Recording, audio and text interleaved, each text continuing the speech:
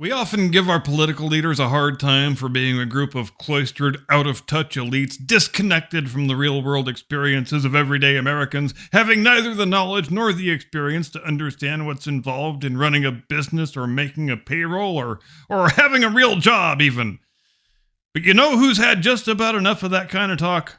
California Congresswoman and aspiring future California Senator Barbara Lee, who reached deep into her bag full of wisdom yesterday and pulled out a simple and easy solution that will fix all of our economic woes in one fell swoop. The amazing thing really is that nobody else in our professional political class possessed the boldness and the out-of-the-box problem-solving skills to see the answer that's been staring us in the face lo these many long years.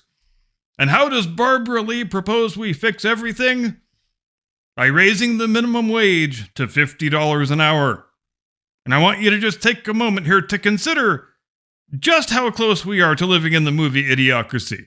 Because our society has gotten way the hell dumber in a big damn hurry, and we ignore it at our own peril, frankly. No elected leader would have proposed this with a straight face 20 years ago, or 15 years ago, or 10 years ago, maybe not even 5 years ago. Why?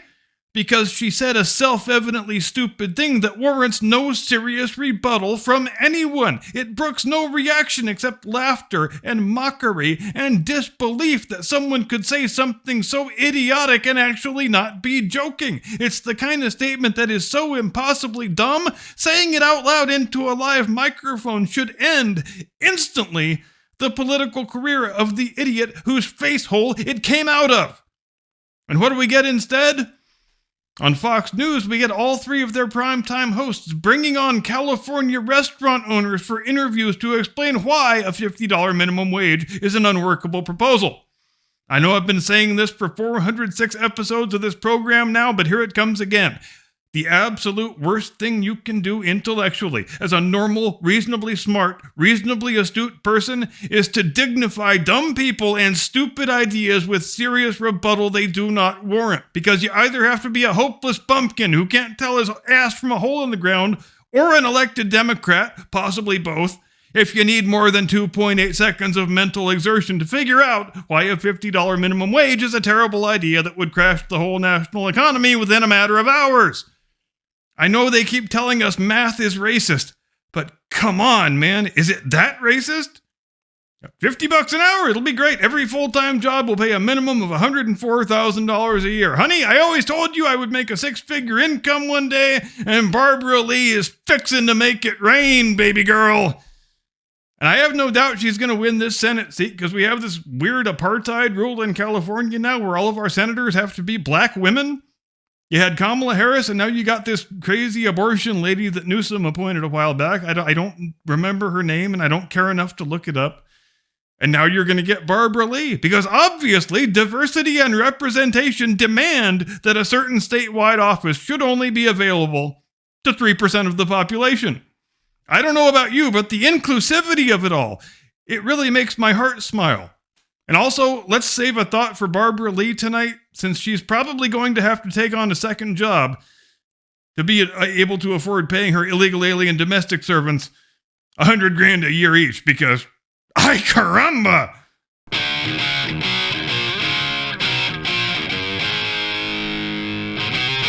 From high atop the battlements of Castle Curmudgeon, where the minimum wage is 3 tankards of meat and all the leg of mutton you can eat, good evening, Mr. and Mrs. America and all ships at sea.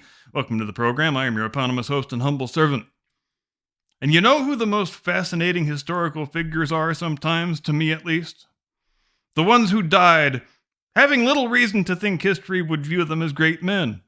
As Sir Ernest Shackleton is one of those men, and it is his 150th birthday today, so you bet your sweet ass you're getting a Shackleton video. And yes, I've done Shackleton videos before. We even just did a Shackleton-centric episode of The Blast Radius not long ago. So it will be impossible for our purposes here not to tread on some previously trodden ground, but for the most part, I'm going to avoid talking here about the technical details of the Imperial Transantarctic Expedition and the voyage of the James Caird, since we talked about that stuff at such great length so recently. And granted, for Sir Ernest Shackleton, He enjoyed no shortage of awards and plaudits in his own lifetime. A middle-class Anglo-Irishman doesn't get himself a knighthood in peacetime at age 35 for nothing, after all. But as he expired from what was probably his third heart attack at the age of 47, sitting aboard a ship called the Quest, moored in Grytviken Harbor, South Georgia Island on the 5th of January, 1922, did he have much of a reason to think that in a century's time, history would judge him as the greatest of men in an age overflowing with great men? I think probably not. Shackleton's fame is a lot like Jim Lovell's. They are both expedition leaders who failed in accomplishing their mission, but they each authored a successful failure that was orders of magnitude more improbable and more difficult to achieve than the thing they were actually trying to do. Now, would you know Jim Lovell's name today if Apollo 13 had gone off without a hitch? You might not. And would Sir Ernest Shackleton be held in the same public esteem today if the Imperial Transantarctic Expedition had successfully reached the South Pole and traversed the entire continent from sea to sea? No, you wouldn't. There's not a chance you would. On the day he dies, from his own perspective, he is a man who has failed at each thing he tried to do. He's a polar explorer who has never reached either pole. The achievements that first earned him his fame, they have long since been surpassed by his various friends and rivals. The greatest thing he ever did was to effect the successful rescue of 27 men who were stranded in the first place because he had botched the expedition so badly. So if he had time for any brief moments of reflection while he was having his final fatal cardiac event, he might have concluded that the judgment of history wasn't ever going to change all that much from where it was then in 1922. That Captain Robert Falcon Scott represents the ideal image of the brave, stoic Englishman reaching the pole, completing his mission, and then dying with all of his companions on the return journey with an appropriately stiff upper lip, having left behind sheaves of melodramatic diary entries just for good measure. But Shackleton, he's just an ancillary figure, really. And he wasn't even an upper-class Royal Navy officer like our man Scott was. He was just an up-jumped Anglo-Irishman from the Merchant Navy. So vulgar, so ungentlemanly. I mean, sure, he pulled off that rescue, and that was cool and all, but as national heroes go, that man will never outshine Scott in a million years. National heroes complete their mission, and then they die romantically. They don't fail and then rescue everybody and live. There's nothing sexy about that. Freezing to death in a tent while you're in the middle of writing the last word on the last page of your diary? Now that's freaking sexy. That's the kind of sexy you build national mythologies around, by golly. But fast forward to the present day, and there's been pretty much a diametric reversal of all that. Today it is Shackleton who is viewed as the great man. It's Shackleton whose leadership style is routinely taught in 1,000 business schools. The period in which he worked is called the heroic age of Antarctic exploration, and he is the top hero of them all. And for as kind and complimentary as historical hindsight has been to Sir Ernest, it has been just as cruel to Captain Scott, who is now mostly viewed as a bumbling buffoon who shit the bed every step of the way and needlessly got himself and his men killed after he had lost the pole to Amundsen. Historians have been so unkind to Scott these last few decades that there's just now starting to be a bit of a pushback from certain other historians who would like to see maybe a bit of a more balanced view taken. And all of that is perfectly good and proper because history should be controversial. It should breed vicious arguments and disagreements. And there should be conscientious objectors in the profession who should speak out against it when they see dogmas and orthodoxies developing, as they always do in every field of science. You know who else has got a thing or two in common with Captain Robert Falcon Scott? General George Armstrong Custer, that's who. In terms of the evolution of public esteem and how historical retrospect sometimes transforms heroes into villains and vice versa, there are some pretty striking parallels there. And for at least half a century after Little Bighorn, if you had asked Americans to name the greatest heroes in their own country's history, Custer would have been in the top 5 every time. He was held up as being an exemplar of all the qualities Americans are supposed to admire and want to emulate. A man who stood alone, fighting to the last bullet, serving his country, doing his duty, trying to accomplish his mission to the best of his ability. And today, if you a little less than 150 years after his death, if you took the opposite poll and asked people to name the most evil, diabolical figures in American history, Custer might win. He went from being the ideal American hero, the golden boy, the guy whose portrait hung on the wall of damn near every bar and tavern from sea to shining sea, to being an embarrassing caricature of everything we don't like about ourselves. A man we would prefer to forget instead of remember. But if we have to remember him, we'll just make him a sort of an object of scorn and ridicule and resentment. A national scapegoat, if you will, to put it in biblical terms. But the evolution toward the negative of the manner in which Captain Scott has been viewed by the second half century of historical scholarship, as opposed to the first half century, it's been no less of a stark reversal than what we've seen take place in this history with Custer. Just hero to zero, to put it in terms the youngsters might appreciate. The point being, the prevailing attitudes toward historical events and personages are subject to all the same wild, whimsical swings and reversals of fortune that current events are. And they're the same damn thing anyway, because history is just a current event that happened yesterday.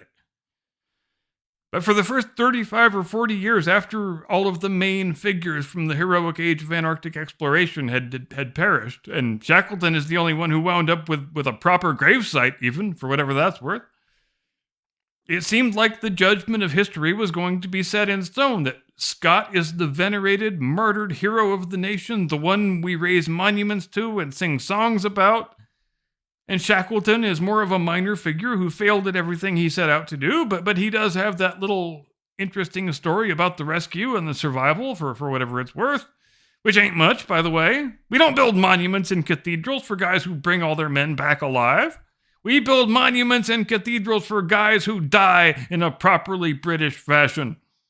As unbelievable as it seems now, over 3.5 decades go by during which dozens or hundreds of biographical works are published on Scott and his compatriots, before it ever occurs to anybody that the Imperial Trans-Antarctic Expedition of 1914-17 might possibly warrant having a book written about it, which Arthur Lansing finally delivers in 1959 with a little book called Endurance, Shackleton's Incredible Voyage, which, if you've never read it, you're banned from the channel.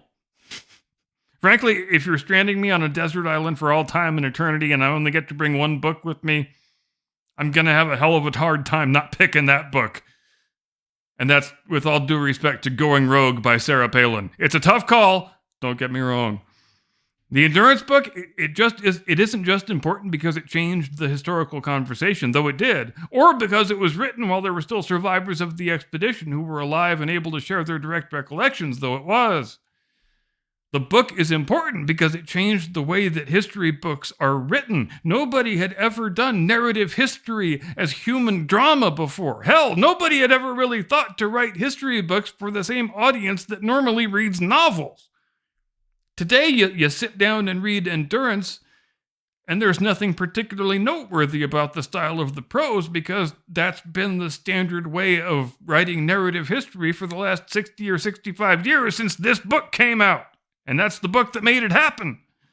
This is the book that freed historical events from the constraints of the history book. And without that innovation, not only do we have way fewer good history books today, not only do we have a much less vibrant and interesting historical discourse, but we also don't have any of the historical movies and series and miniseries that have been adapted from works of narrative history that were done in the style that Alfred Lansing created and popularized when he wrote Endurance.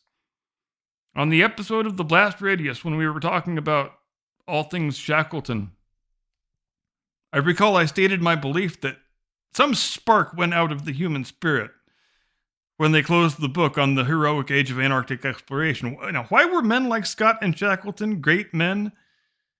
There was nothing really that recommended them to greatness except the desire and the willingness to go to a place for no other reason than because no other bastard has been there before. Things like that seem so quaint to us today, almost incomprehensible even. Like, why would a group of men go through such struggles and such privations at the risk of their very lives just to plant their country's flag in a place where no man has stood before? We tend to look back on such men today with a scoff and a sneer and a pat on the head as if our priorities are so much better and more rational than theirs ever were. But are they really? No. We just like to flatter ourselves is all.